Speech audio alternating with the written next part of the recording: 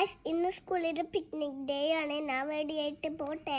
നമ്മുടെ മലയാളികള് എവിടെ പോയാലും ഒരുമിച്ചല്ലേ നിൽക്കുള്ളൂ. അപ്പൊ നമ്മുടെ ഒരു സ്ഥലത്ത് സെറ്റായിട്ടൊക്കെ കൂടിയേ. ഞാൻ എൻ്റെ ബേബീനെ കൊണ്ടുപോയിണ്ടായി ഗായ്സ്. അവൻ ഓടി നടക്കായിരുന്നു.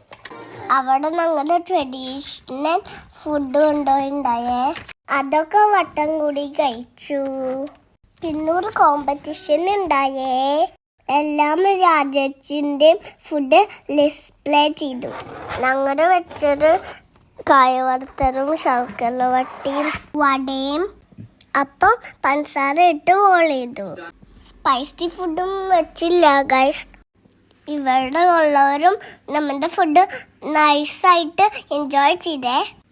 വേറെ കൺട്രിയുടെ ഫുഡ് നമ്മൾ എൻജോയ് ചെയ്തു. എൻ്റെ ഫ്രണ്ട്സായിട്ട് എനിക്ക് കളിക്കാൻ പറ്റി ഗൈസ്. ഇത് സൂപ്പർ പിക്നിക് ഡേ ആയിരുന്നു.